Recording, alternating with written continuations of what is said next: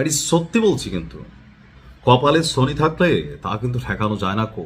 হুম যেই 666 কোটি টাকা ট্যাক্সের, মানে গ্রামীণ ব্যাংক বা আরো গ্রামীণ কল্যাণ যেগুলো আছে, ডক্টর ইউনূসকে আওয়ামী লীগ সরকারের রোশনালে পড়তে হয়েছিল একদম শেষ মুহূর্তে।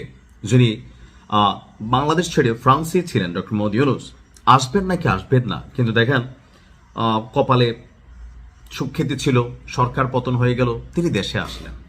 আসার পর তিনি তার যে কি বলা হয় যে গ্রামীণ ব্যাংকের বা তার বিরুদ্ধে 666 কোটি টাকা একটা অভিযোগ ছিল, লুটপাট বা ট্যাক্স মাফ এরকম নানানভাবে শব্দটা ছিল। তো সেই বিষয়ে আওয়ামী লীগ সরকার চলে গিয়ে যে আগামীতে বিএনপি আসবে, বিএনপি আসলে কি ওনার বিচার হবে? জি, তারেক রহমান বলছেন, মোহাম্মদ তারেক রহমান বলছেন তিনি পার্লামেন্টে গেলে ডক্টর ইউনূসের বিরুদ্ধে 666 কোটি টাকা লুটপাটের অভিযোগ যেটা আছে এটাকে বিচারের আওতায় আনা হবে। এ বিষয়ে তিনি কোনো ছাড় দেবেন না। তিনি বলছেন যে তিনি পার্লামেন্টে যান বা না যান, ডক্টর ইউনূসকে আইনের মুখোমুখি করা হবে। ভাবা যায় বিষয়টা? তবে আপনারা যারা মনে করতেছেন জনাব তারেক রহমান বা তারেক জিয়া, না, জনাব তারেক রহমান ঠিক আছে, তবে ওনার আরেকটা পরিচয় আছে, ওনাকে কেউ কেউ বলে থাকেন আমতারেক। স্বতন্ত্র প্রার্থী হিসেবে তিনি কাজ করছেন। এবারে নির্বাচনী জনসংযোগে ঢাকা 12 আসনের তিনি মনোনীত সংসদ সদস্য পদপ্রার্থী মোহাম্মদ তারেক আমজনতা দলের সদস্য সচিব, তিনি এই কথাগুলো বলছেন। আর আওয়ামী লীগ ক্ষমতা থেকে পড়ার পর বাংলাদেশে যে কয়েকজন ছেলে খুব সাহস নিয়ে এই বর্তমান সরকারের বিরুদ্ধে কথা বলে, অথবা ধরেন এনসিপি বা আরো বিভিন্ন ইস্যুতে কথা বলে, কেউ কেউ তাকে বিএনপির চালাচামুন্ডা বলেন, কেউ কেউ ভাবেন যে তিনি মানে বিএনপির পক্ষেই কাজ করছেন, বাট তিনি রাজনীতিভাবে হয়তো আলাদা একটা দল তৈরি করেছেন। কিন্তু সরকার পতনের পর থেকে তিনি তারেক জিয়ার খুব ঘনিষ্ঠ বা কাছাকাছি। যখন জনাব তারেক রহমান বাংলাদেশে আসলেন গেল কয়েক মাস আগে, তখনও এই আমতারেক তিনিও জনাব তারেক জিয়ার সাথে দেখা করার সুযোগ পেয়েছেন বা সেই মঞ্চে যাওয়ার সুযোগ পেয়েছেন। এ নিয়ে নানান আলোচনা সমালোচনা আছে। তো সেই জায়গা থেকে নানান ধরনের বক্তব্য তিনি বিভিন্ন সময় দেন, এমনকি ডক্টর ইউনূস সরকারকে নিয়েও নানান ধরনের প্রতিবাদে তিনি অলওয়েজ সোচ্চার।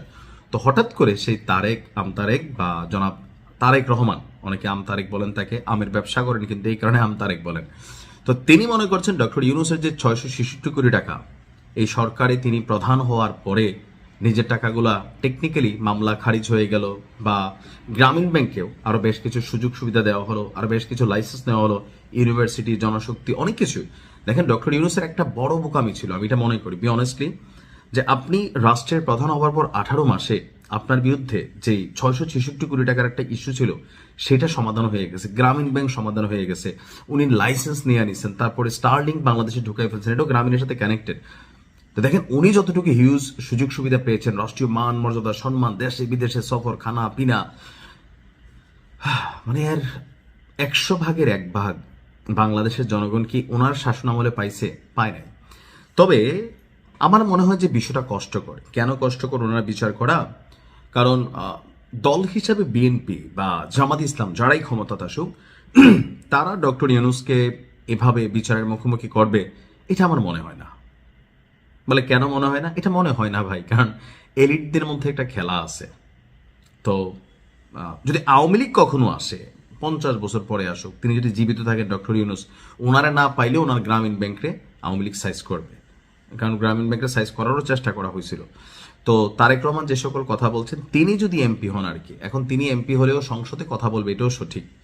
সেখান থেকে আবার কোন দিকে কি মন নেয় দেখা যাক কি হয়। ভালো থাকুন।